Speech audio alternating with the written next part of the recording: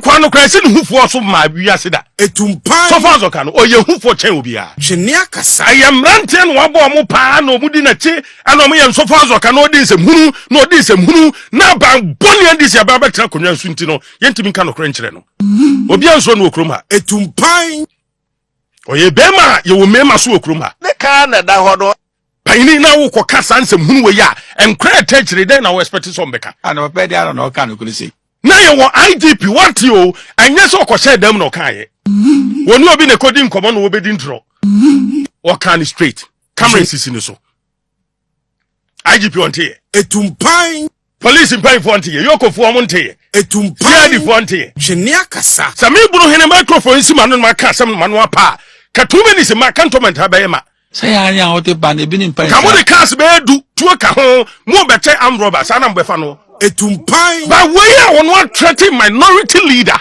a whole minority leader so we share no anko be kunu a ni e jai ni pano no da so nam ho because ya ban na aba Sofo Azorka na nkanya ndi se nka Sofo Azorka otumi ya chairman hwena se wo IGP wo krom ha mon kantra IGP ni se wo da dodo hwenia kasa mon kantra IGP ni se enya NDC man wo man na etim no nya NDC man mon kantra IGP ni se enya NDC fo anko taxpayers wo musika na edi twa ne ka etumpan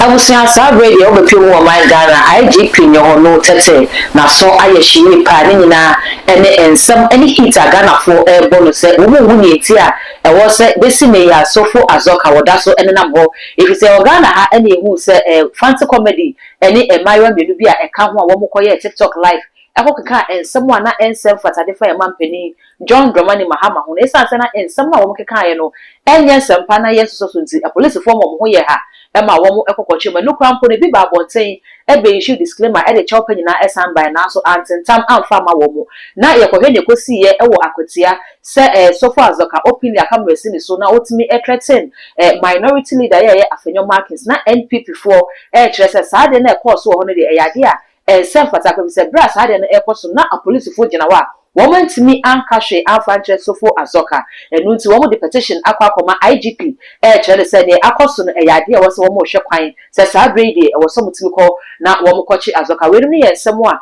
NPP for kana se me no ka se buno hine so e na no ato nsem nim e na wa fire IGP na wo kire se IGP no me ma na nya na adwene se e ye ono a e na fa no ho adwuma da bi wo se Ghana for taxpayers money enye ditua ne ka enu nti Ghana ha na ye wo no ebi nye Ghana ni enchen bi se no se kwaku ye na enya enye kofi ya enye it is otimi kohwe TikTok ehu ne ekoso media no so ekochi ebi mu dia wenu na ne penifo anase ne nkofo no ejina ho ase ba na evidence dia ene wo betimi ama vivid account na ekoso nyine nti wo hu nti a e wo se sadwe ya Sofo Azorka egotunu na mo too much age ene wu so wo hwe mesre so me subscribe to no de be ona ka ho na fe upload ni to ma wetimi ehu se ne ensem ni nyina etebusua kama ho ne enkotie se ne bu no hene e de ensem no e ma ne IGP FI na mi bisasa ya wo IGP wo kroma an IGP no wada etumpan akaba si ya wo IGP wo krom ha mon kantra IGP ni se wo da dodo hwenia kasa mon kantra IGP ni se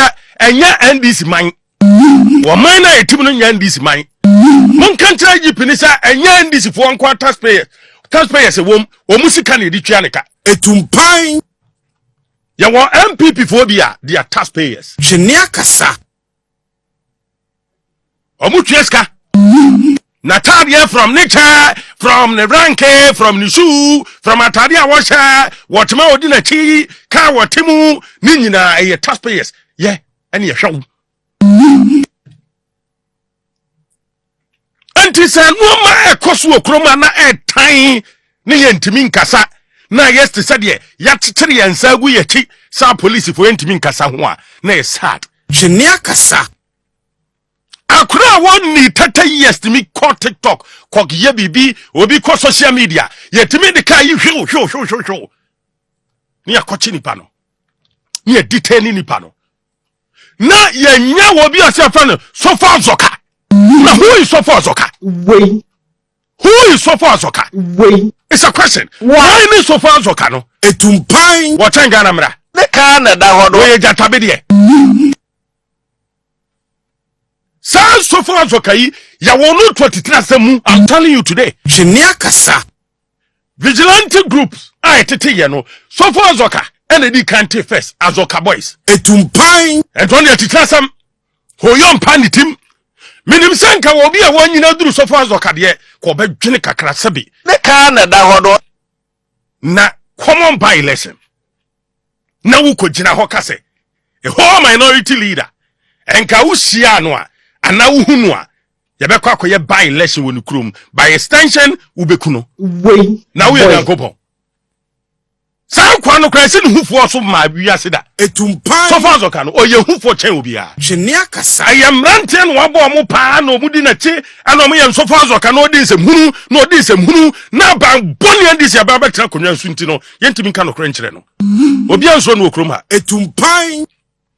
Oye bema ye wo mema so okrom ha. Ne ka na da hodo. Paini na wo kokasa nsem hunu we ya enkra tachire den na wo expect so mbeka. Ana papa dia na oka no kulisi. Na ye wo IGP what you anya so okoshe dem no kan ye. Woni obi ne kodi nkomo no obedi ntro. O kan straight. Camera sisi ni so. IGP on tie. Etumpan. Police mpan fo on tie. Yokofu o mon tie. Etumpan. Yadi fo on tie. Jenia kasa. Sami buru hene microphone si manu ma ka sam manu apa. Ka 2 minutes ma cantonment ha be ma. Say anya o te ba na ebi ni mpan. Ka mo de cars be du tuo ka ho mo be che am robbers ana mbefa no. Etumpan. But we are one threatening minority leader. A whole minority leader. So we share no anko be kunu a. Ni e jai ni pano no da so nam ho because ya ban na aba Sofo Azorka. Na nkanya ndisi anka Sofo Azorka otumi ya chairman. Jenia kasa. Enya ndisi a Sofo Azorka. So when people mu a service boy kran get posters kran man into. Etumpan. Sem hunu ni atitira sem party. Ne ka na da hodo. No wonder NDC ayamba yoku a ye wo omo to atitrasemu na omo nyini watitrasemu na omo twituo omo twisikan ya omo nyini nipa ho. Etumpan. Records no ho. Jenia kasa. Anya PNDC for person ya bobo ajaj photo okruma. Ne ka na da The hodo. kunkuma man for papa no ma me no. Ana papa dia na oka no kulisi. Ba bia ye duru no man Ghana ese make progress. Ne ka na da hodo. Anya bajimi bre PNDC pen so. Now honey mekun wei mebu wei meye wei ni eja wei nyina nam kruma na che se sabi manu da sum na so ye jimi dodo. Etumpan. Ai fo pancha me. Ye bomwa no kre ne dikan. Ye bomwa no kre ne dikan. Na sanu a ye twa no se ya hwe ni yi a.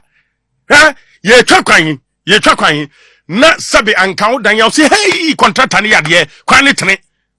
Ma yentwa dan na meka wo keke obeka sa contractor no abompa ko de fa han kenye yi entu NDC ne no woni beje but to me wo hoyi eye hofo Etumpan. tie nyansasem to me eye hofo ebesraw etena wo nchen enka wo nchen ene wo mu to me ne beko amana ka wo nko a Adwin kase so da ya adwin keto antiase. enti mabunu no mudi akire no Sofo Azorka wa bona bera wie akokra oluman we oje mmeresan we akokoboko kokokra ho bedwane Etumpan.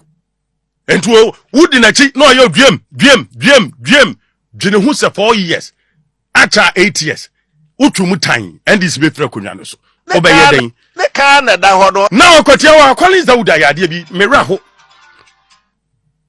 nanka benim sa oyabunu ni meyabunu ni yenko na benim sa nko ye gentle pa because who pen perform ye gentle e wan this mu aba ko erikopoku ba ko ye Collins Dauda. Etumpan. But I'm highly disappointed in him for that reckless statement. Jenia kasa. Tell him. Akwam kan che Collins Dauda. Ni statement ni comment no e reckless. Hey. Na san ye bumai. Idea sama Collins Dauda ba bonten dia betu dwa se wono ne mampan John Dramani Mahama. Na or the machine sa koku akotia. Because ye kwa by lesson omu dimirika.